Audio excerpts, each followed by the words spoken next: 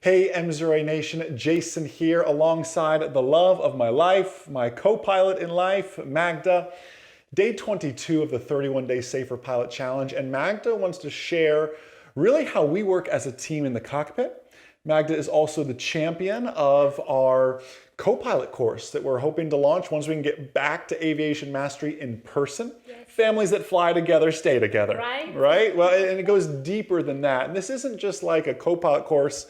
I mean, it's for spouses and partners and friends and sons and daughters. Whoever you fly with the most is who this is for. But this is not a, hey, your pilot passed out, what do you do? We cover that. Yeah. But it's how to truly be an asset in the cockpit. And that's what we're going to share. So first off, sweetheart, share how this idea came about. And then let's share how what we do and what our viewers can do to make their next flight the safest and the absolute best. Yeah, so first of all, we believe it's a tool that we can help non-pilots enjoy aviation a little bit more. Absolutely. If we are more aware of what's happening, we enjoy it, we are not afraid. And also, by sharing, we want to help everybody to be safer out there, right? Of course, yes. So I believe it was on Aviation Mastery 1. Yes. You mentioned an NTSB report, and you said that I believe around 85% of the accidents were a single pilot. Is that right? You're spot on it. They work the math backwards. It's 15.2% of accidents had two pilots on board. So you reverse engineer the math and goes, that means 85% of all accidents, and there's around 900 accidents every single year, and this number always hovers around there. 85% of accidents had one pilot on board. Now, many people on board, but one certificated pilot actually on board. So of those accidents that had two certificated pilots on board, 15%, that's it. Like, I'm talking exponentially safer when you add another pilot to the equation. And that is our goal. And Magda wants to become a certificated pilot. Yes. You may be saying, Jason, my spouse, my partner, my son, my daughter, they don't want to be a pilot, but they want to be an asset in the cockpit. Well, I'm going to argue that stats not just for being a certificated pilot. You can be a team in the cockpit whether you're a pilot or not. So let's go through kind of our system. Because we show up to the airplane, let's just say we're flying 23 Mike Zulu, and I start my pre-flight. But Magda has her routine she goes through, and this took some coaching, some training on our part. So sweetie, I'm pre-flying the airplane. What are you up to while I'm doing my pre-flight? Yeah, so first of all, I start loading the airplane. I have never learned about the importance of weight and balance and all of this, and now that I understand it a little bit more, I know what goes up front in the cockpit with us, what needs to go in the back. So I load the airplane, I work on tie downs, easy stuff, but I believe it really helps you, jogs, making sure all the wheels are clear. Yes. Also kind of help you with what you mentioned, the dummy check. The dummy check. Well, we haven't mentioned it yet. The ground school members know, but 2 days from now, day 24, we'll be sharing the dummy check. And you actually, I don't want to spoil it, so you got to watch. I know you've made it this far, day 22. I want you to keep going here with us. We talk about the dummy check. Yes. I do my dummy check. You have a fun story because you have your own dummy check. She goes behind me and then does her own dummy check, as we call it. Share your kind of fun story, though. I think we're flying, I don't know where we're flying from. California, I believe, with 23 Mike Zulu. And we were flying and we stopped at an FBO. I can't remember exactly where it was.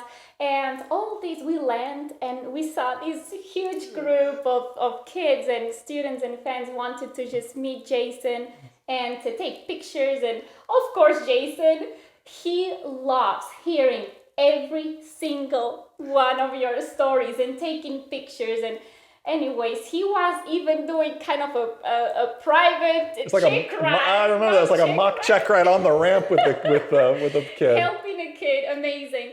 At the same time, they were fueling the airplane, and I was stepping out kind of on the side to kind of look a little bit around, and I saw that the line guy did a great job fueling the airplane, but forgot to put the fuel cap on. I think he was a fan too and was watching the crowd. But it goes to show you distraction, Yes. can snowball and radiate out like a little ripple. You throw that stone in the pond, it can ripple out, and even the lion guy was distracted. And you're right. Yeah, so I saw that Jason was so into helping this beautiful student, and I didn't want to interrupt, but I didn't want to forget either.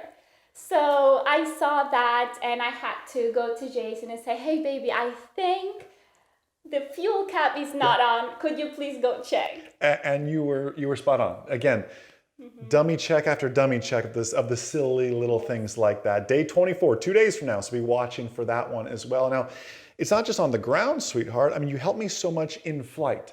On our IFR clearances, we use CRAFT as the acronym for IFR pilots. For the T in CRAFT is transponder. Yes. You've got your hands on the transponder. You're ready to key that in. It's one less thing I have to actually key in.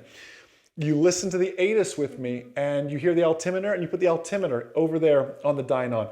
Altimeter settings on check-ins. Yes. When I check in with Miami Center, and they give us, Miami altimeters, this. She's queued that up. The frequency changes even. We were just flying recently. To the Mike Zulu, contact Jack's approach 118.6.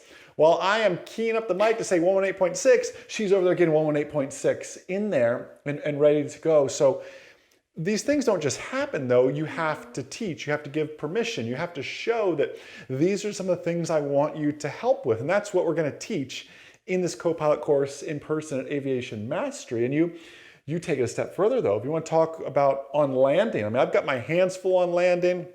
We've been landing in some gusty winds lately too. I need 3 hands to fly the airplane, it seems like, and some of the winds we've been dealing with in Florida lately. But share how you help on landing even through that process. Yes, mostly when we go to new airports, right, or new areas, I help to check the taxi diagrams and the ground frequencies, and help at night to spot the beacons. Wow, what a good point. Yes, when we're flying to Texas, right? Texas, we had the issue. Coming into Lantana, we had the issue. When you have so many city lights around you, the beacon's old and just... And we were tired. Tired. The beacon doesn't work how it should. Yes. You saw in, I believe it was day 3, where we did the spiral down, emergency failure spiral down. You ran my emergency checklist. Yes. That's not just a show. That's what really happens in the cockpit. She can run through the checklist. I'll do my before landing checklist from memory. She'll grab the checklist and confirm it to make sure everything is done, ending with our seatbelt. So we share all this to say that although Magda is a student pilot, and well, I'm a student pilot too. We'll all always be student pilots. A good pilot's always learning. Yes. We can work as a team in the cockpit. And while these things might seem small, I can tell you they compound and they make a very big difference in the long run of just making IFR flights easier, VFR flights easier, flights into new airports that much easier to have someone we can lean on. Now, I share this, if you're doing this with a spouse or a son, a friend, it doesn't really matter. You can't get angry with them in this process, right? You have to put on the flight instructor hat, and it takes a few times to show how the radios work and how to listen, how to practice good CRM with that person in the cockpit. So I would urge you to take your time, be patient. Patience was a big key in this for us. One thing that really helped was knowing when I can talk and when I have to listen.